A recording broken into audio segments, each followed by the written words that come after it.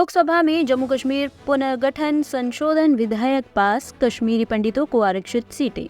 लोकसभा में जम्मू कश्मीर पुनर्गठन संशोधन विधेयक और आरक्षण संशोधन विधेयक पास हो गया है। केंद्रीय गृह मंत्री अमित शाह ने इसे पेश किया था। उन्होंने इस पर भाषण देते हुए बताया है कि इन विधेयकों को मंजूरी मिलने से जम्मू कश्मीर की विधानसभा में विस्थापित कश्मीरी पंडितों को आरक्षण मिलेगा। उन्होंने कहा है कि 3 सीटों पर विधेयक मनोनीत होंगे। वही बोलते रहे backward classes, backward classes, backward classes, backward classes.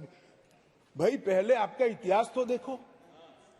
मान्यवर, मैं ऐतिहासिक सत्य के साथ इस सदन के अंदर स्टेटमेंट करने में झिझक नहीं रहा हूं कि बैकवर्ड क्लास का सबसे बड़ा विरोध और बैकवर्ड क्लास को रोकने का काम कोई एक पार्टी ने किया है तो कांग्रेस पार्टी ने किया है। मान्यवर, आज मैं पूछना चाहता हूं सदन की पवित्र सदन के अंदर खड़े रहकर, पिछड़ा वर्ग आयोग को 70 साल से संवैधानिक मान्यता नहीं दी जाती थी।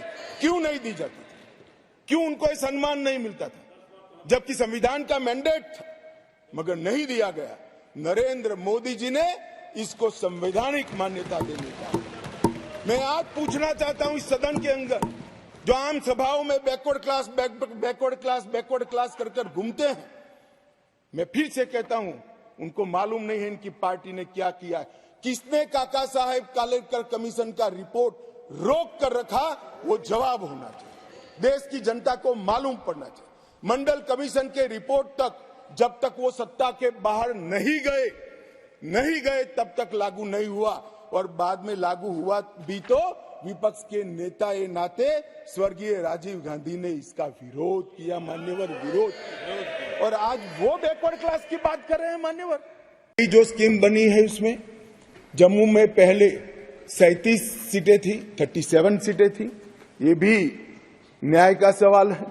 जम्मू में पहले 37 सीटें थी, अब 43 हुई है, 43 हुई है। कश्मीर में पहले 46 थी, अब 47 हुई है। और पाक ऑक्यूपाई कश्मीर की 24 सीटें, क्योंकि वो हमारा है, हमने रिजर्व रखी है। मान्यवर, 24 सीटों को इस तरह से पहले 107 सीटें जम्मू कश्मीर विधानसभा में थी, अब 114 सीटें हुई है। पहले 2 नॉमिनेटेड मेंबर हुआ करते थे, अब 5 नॉमिनेटेड मेंबर मान्यवर इसमें होंगे। जम्मू कश्मीर के कानून के हिसाब से 2 महिलाओं को राज्यपाल द्वारा मनोनीत किया जाता है और धारा 15 के अनुसार किया जाता है। और अब इसमें कश्मीरी प्रवासियों में से 2, जिसमें से 1 महिला, और पाक ऑक्यूपाई कश्मीर से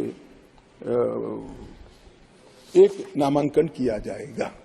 राजस्थान बंद और हाई अलर्ट पर पुलिस, सुखदेव सिंह गोगामेड़ी के मर्डर से बड़ा तनाव। राष्ट्रीय राजपूत करनी सेना के अध्यक्ष सुखदेव सिंह गोगामेड़ी की हत्या के बाद जयपुर से लेकर अलवर तक राजस्थान के कई जिलों और शहरों में राजपूत समाज के लोगों ने नाराजगी जताते हुए हाईवे पर जाम लगा दिया था। इस घटना से लोगों में काफी आक्रोश देखने को मिल रहा है। गुस्साए लोग जयपुर सहित जगह जगह बाजार बंद कराकर विरोध प्रदर्शन जता रहे हैं। गोलीबारी दिन दहाड़े हुआ, क्या कहेंगे इस विषय को लेकर? देखिए, हमारी पहली प्रतिक्रिया ये है कि बहुत ही निंदनीय घटना है ये, और राजस्थान में जो कांग्रेस शासन में कानून व्यवस्था लचर हुई थी उसका ये परिणाम है। हमारी डिमांड है कि अपराधियों को तुरंत से तुरंत पुलिस पकड़े, पहला विषय ये है। और हमारी पार्टी ने भी प्रतिक्रिया दी है, हमने भी यही प्रतिक्रिया हमने दी। गुंडों के लिए राजस्थान में कोई स्थान नहीं है, और आने वाले वक्त के अंदर ऐसे जो भी होगा इसका निश्चित रूप से प्रशासन से हम लगातार संपर्क में, और ऐसे जो दिन दहाड़े घटना करने वालों को सजाई होनी चाहिए और कार्रवाई करेंगे। मिचोंग तूफान ने दक्षिण भारत में मचाई तबाही, ओडिशा और पूर्वी तेलंगाना में अलर्ट, तमिलनाडु में 17 की मौत। चक्रवात मिचोंग दोपहर 12:30 बजे से 2:30 बजे के बीच 90 से 100 किलोमीटर प्रति घंटे की रफ्तार के साथ आंध्र प्रदेश के बापला जिले में तट से टकराया और फिर आगे की ओर बढ़ गया। मौसम विभाग के अनुसार लैंडफॉल के बाद यह कमजोर पड़ गया है। अब ओडिशा और पूर्वी तेलंगाना के दक्षिणी जिले अलर्ट पर हैं। मिचोंग तूफान से मरने वालों की संख्या बढ़कर 17 हो गई है। कल दोपहर को यानी 2:30 बजे तक इसके लैंडफॉल होने के बाद ये धीरे धीरे वीक होने लगा और कल मिडनाइट को जैसे हमने प्रेडिक्ट किया था एक डीप डिप्रेशन में परिणत हो गया था। आज सुबह फर्दर वीक होते हुए डिप्रेशन और आज फोरनून में एक well marked low pressure area में परिणत हो गया है। अभी ये नॉर्थ ईस्ट तेलंगाना और इसके आसपास जो साउथ छत्तीसगढ़, साउथ उड़ीसा और कोस्टल आंध्र प्रदेश है यहाँ केंद्रीभूत है और अगले 12 घंटे के अंदर उत्तर पूर्व दिशा में गति करते हुए और फर्दर वीक हो जाएगा। इसलिए इसका जो प्रभाव है ये बहुत कम हो गया है। अभी अगले 12 to 18 आवर्स में रेनफॉल जारी रहेगा और कहीं कहीं आइसोलेटेड हेवी रेनफॉल हो सकता है, यानी 7 सेंटीमीटर शुरू करके 11 सेंटीमीटर तक। वो एरिया है छत्तीसगढ़, उड़ीसा एंड नॉर्थ आंध्र प्रदेश। इसके अलावा और कहाँ इसका कोई डिजास्टरस इम्पैक्ट नहीं है। अभी हेवी रेनफॉल इसके प्रभाव में और कहाँ होने वाला नहीं है।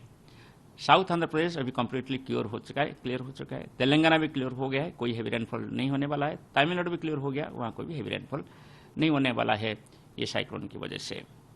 जो सी एरिया था वो भी अभी क्लियर हो गया है। कोई फिशरमैन अभी सी के अंदर जाना चाहे तो जा सकते हैं नून के बाद। ब्यूरो रिपोर्ट टीम तफ्तीश न्यूज़।